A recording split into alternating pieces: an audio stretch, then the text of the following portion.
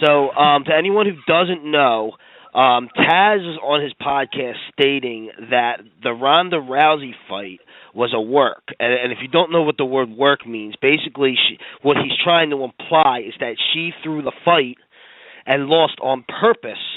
So that way, when the rematch comes, it would be a much bigger, a much bigger money-making draw for the fight. So I completely disagree with that. What do you think, Tim? Well, see, I was thinking before the fight, I was thinking some of the same things that Taz was thinking, that Ronda Rousey was getting a little bit too Hollywood. She was making too many late-night talk show appearances. She was in movies and this and that, and I don't think she was really fully there, going into this fight. However, the thing that I disagree with Taz about, I don't necessarily agree with how she threw the fight, and what surprised me is how Taz has a background in submission fighting. And if Taz would really pay attention to that background in submission fighting, Ronda Rousey got a really stiff kick to her neck, and what Taz said on his podcast was that would really just basically knock her backwards, which it did a lot more than that. It pretty much knocked her out. Now, what I'm getting at here is, when you study MMA, Taz was saying basically there's like nothing but meat there in your neck, and that is completely false. Both sides of your neck has pressure points, and when you see that kick, Ronda Rousey got hit in one of those pressure points. That's what I think really caused her. Was that kick was dead on into a pressure point. It damn near knocked her out legitly, and then Holmes come running in, and she just finished her off with the punches, and the ref had to throw the fight. Now that kick is what set up the knockout, in my opinion, because I think she hit that pressure point dead on, and that's what did Rousey in. Oh yeah. I don't believe that the fight was thrown. No, the fight was not thrown. This is UFC. Let me tell you something. If the fight was, if that was even fathomed as a possibility, do you know how much money the UFC would be out? There's like what? They're involved in so many different things. They would lose everything. And Dana White is not stupid. He is not gonna take that risk. That risk does not even come close to the reward. You know what I mean? Or what I'm trying to say is the risk is way too big for the reward. That's what I meant. It just doesn't make sense. For me personally, I just think wrestlers have the mindset to think that everything is a work, and no matter everything is a work. Everything, baseball games and football games and sports and gymnastics and whatever else. God is a work. You know what I mean? So I just don't. I respect Taz and what he's done in his career. However, I disagree with you. I think what happened was, you were right. Ronda was getting a little too Hollywood. I don't think she was prepared, honestly. I don't even know if it has to do with going too Hollywood. I think she wasn't prepared.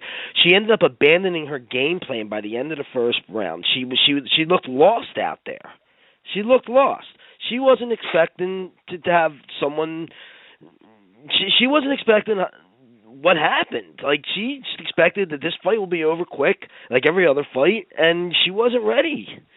You know what I mean? She just wasn't ready. And Holly, she was ready. She had an airtight game plan, and I think she caught her by surprise, like, from the start. And I also think Ronda wasn't putting the time into it. And people are saying that it was her trainers and everything, something having to do with that. I don't know. I don't really know what the politics are with all that. I just know that. Go ahead. Here's the thing with me.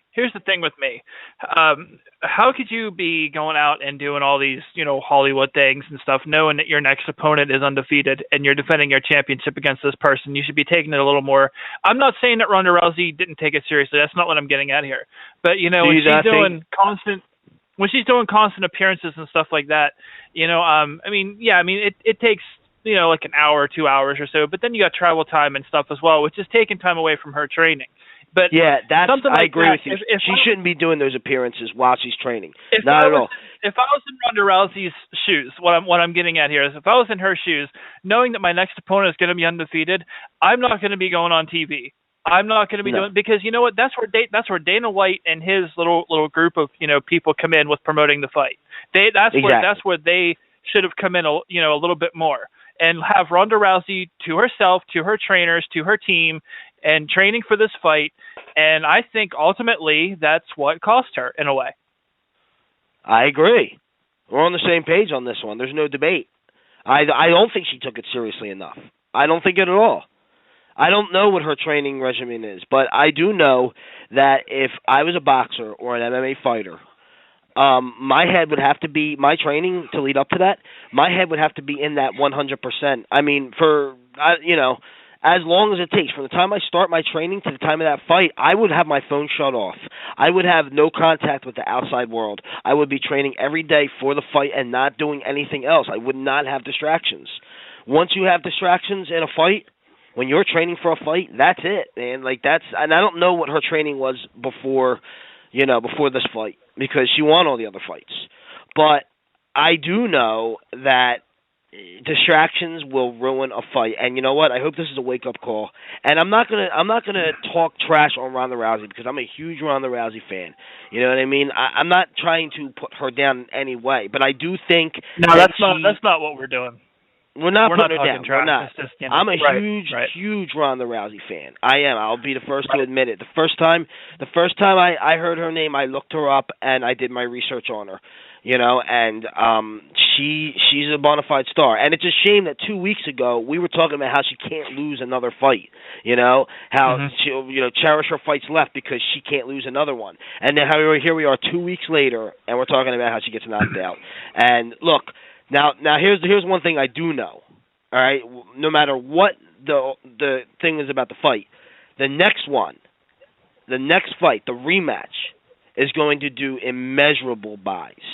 And it could, imagine. Look, we're at UFC 194 coming up next. If she gets on UFC 200 for that rematch, I'm thinking that UFC 200 will do bigger buys than UFC 100 did, and I'm thinking that it could be the biggest. That could be the biggest UFC event of all time, and you know what I mean. You got other fighters coming back as well, like John Jones.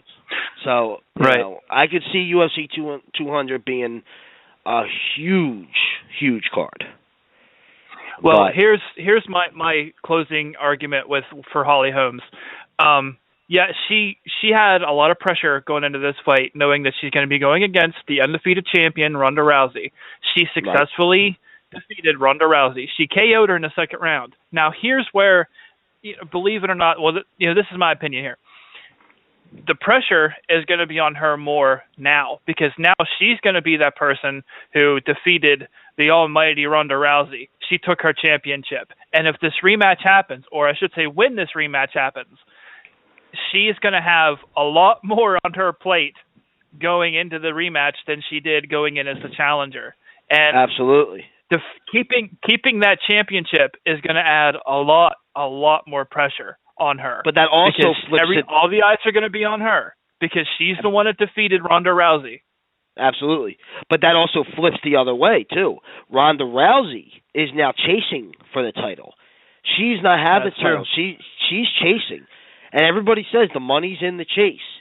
So now she's got to flip it. You know what I mean? And people are bashing her. And I don't think she should be bashed. I think she's human just like anybody else. However, she's the one chasing now. So now it's all in the chase. And it's going to be very, very interesting to see how this rematch goes. I'm going to be looking forward to it. I think I may actually buy it like a regular person instead of, not paying for it because I'm intrigued. I want to see what happens. Right. It's going to be awesome. But look, UFC.